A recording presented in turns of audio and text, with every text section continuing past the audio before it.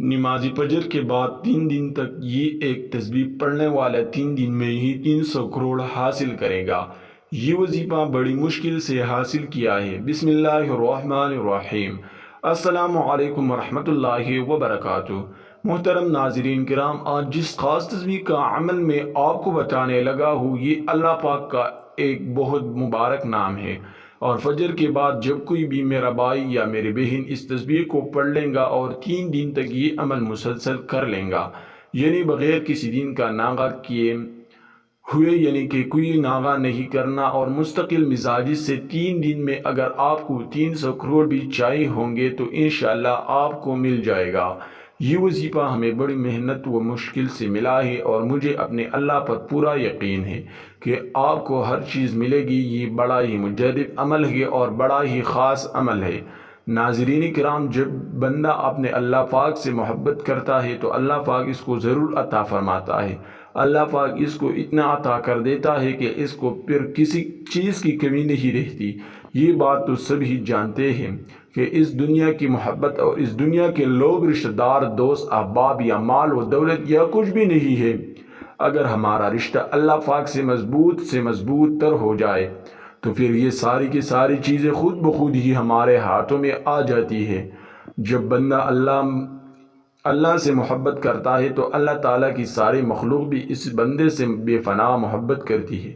یہ صرف اللہ سے محبت کرنے کا فائدہ ہوتا ہے۔ اگر بندہ اللہ تعالیٰ کو چھوڑ کر اس کی بنائی ہوئی مخلوق سے محبت کرتا ہے تو وہ مخلوق اس سے ہمیشہ دھوکہ ہی دہی کرتی ہے۔ اگر پھر وہ مخلوق سے گلے شوقے بھی کرتا ہے کہ میرے ساتھ یہ ہو گیا ہے، اس بندے نے میرے ساتھ زیادتی کر دی ہے، فلاں بندے نے یہ کر دیا، یہ نہیں ہونا چاہیے تھا، تو بھائیوں اور بہنوں، اس لیے ہمیشہ اپنے اللہ پاک سے ہی محبت کرو۔ ساری دنیا آپ کی ہو جائے گی، ہر چیز آپ کی ہو جائے گی، اور کسی کو حقیر مت سمجھو، کسی کو بھی برا مت سمجھو، اور اللہ تعالیٰ کی رحمت پر بھروسہ رکھو۔ کہا جاتا ہے کہ ایک بار حضرت موسیٰ علیہ السلام کو اللہ تعالیٰ نے حکم دیا کہ سمندر کی طرف جاؤ، وہاں 3 کشتیاں ڈوبنے والی ہے۔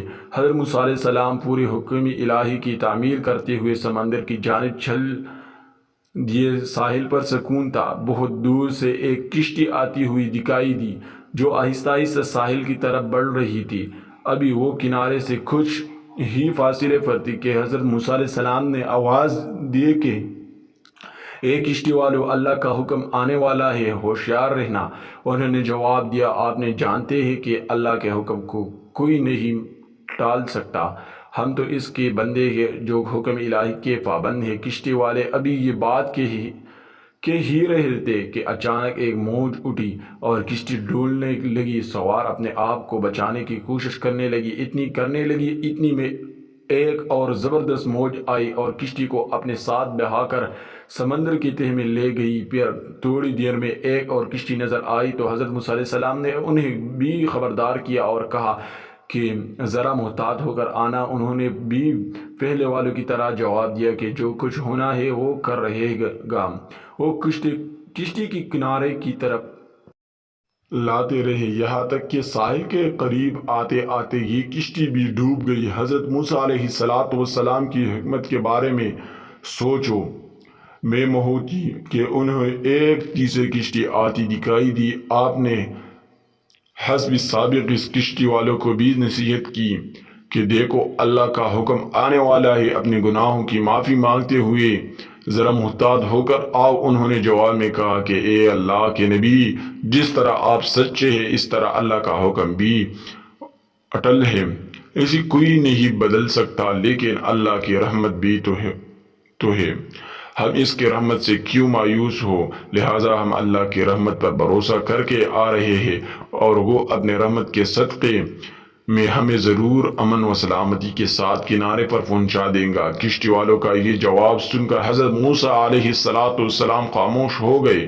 جب کشتی بحفاظت کنارے آ لگی تو اللہ کے پیغمبر سوچنے لگے کہ اللہ نے 3 کشتیاں ڈوبنے کا فرمایا تھا، دو تو ڈوب گئے لیکن تیسرے سلامتی کے ساتھ کنارے آ لگی ہے، یہ کسی بچ گئے۔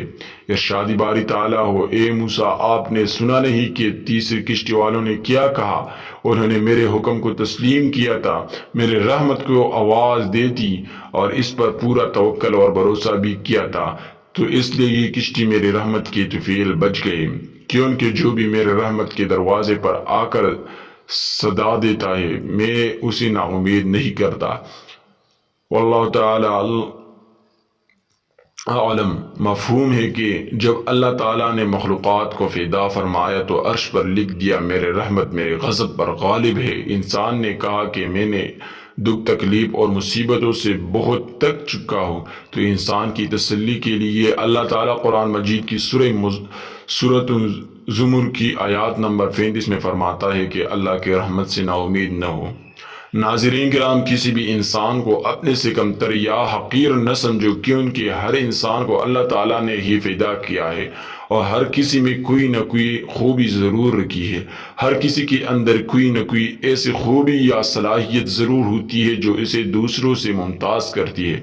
کسی کو بھی اپنی سے کمزور یا کمتر مت سمجھو۔ اور دوسری چیز جو میں نے بتائی ہے وہ ہے اللہ تعالیٰ سے محبت۔ جب اللہ تعالیٰ کسی بندے کے ساتھ محبت کرتا ہے تو حضرت سیدنا ابو ہریرہ رضی اللہ تعالیٰ عنہ سے روایت کا مفہوم ہے کہ رسول کریم صلی اللہ علیہ وسلم نے فرمایا، بے شک اللہ تعالیٰ جب کسی بندے سے محبت کرتا ہے تو جبرائیل علیہ السلام کو بلا کر فرماتا ہے کہ میں فلاں بندے سے محبت کرتا ہوں، بس تو بھی اس سے محبت کر۔ پھر جبرائیل علیہ السلام اس سے محبت کرتے ہیں اور آسمان میں منادی کرتی ہے کہ اللہ تعالیٰ فلاں شخص سے محبت کرتا ہے، بس تم بھی اس سے محبت کرو۔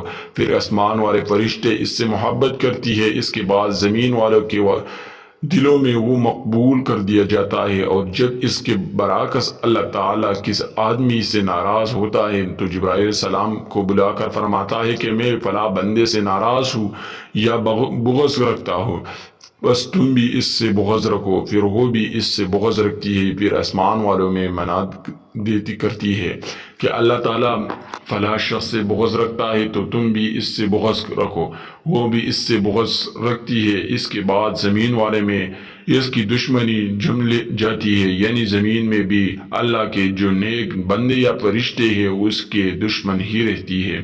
تو ناظرین، اللہ سے محبت کرو گے تو دنیا آپ کے لیے آسان ہی آسان ہو جائے گی۔ آپ کی زندگی میں جتنی بھی پریشانیاں ہیں، جتنی بھی مشکلات اور رنج و غم ہوں گے، وہ سب انشاءاللہ دور ہو جائے گی، اور پھر آپ کو قدم قدم پر اللہ پاک نوازتا ہی رہے گا۔ آپ کی جیسی بھی مشکل ہوگی، ہر مشکل حل ہوگی، پھر آنے والی مشکلات بھی ختم ہو جائے گی۔ ناظرین کرام، اب وظیفے کی جانب چلتے ہیں۔ یہ عمل کون سا ہے؟ یہ خاص وظیفہ کون سا ہے؟ اس کو کرنے کا کیا طریقہ کار ہے؟ اسے کس وقت اور کتنی بار کرنا ہے؟ ایک دولت مند بننے کی تسبیح ہے۔ یہ ایک تسبیح کا راز ہے جو آپ کے ساتھ آج میں شیئر کرنے لگا ہوں۔ اس تسبیح کو پڑھ لینا، پوری یقین اور اعتماد سے پڑھ لینا، انشاءاللہ تمام پریشانیاں ختم ہو جائے گی، ہر مشکلات ختم ہو جائے گی۔ پوری زندگی میں مختلف طرح کی پریشانیوں سے واسطہ رہتا ہے، انسان کو مختلف طرح کی آزمائشوں سے واسطہ رہتا ہے۔ حالات ہمیشہ ایک جیسے نہیں رہتی، زندگی میں اتار چڑھاؤ آتا ہی رہتا ہے۔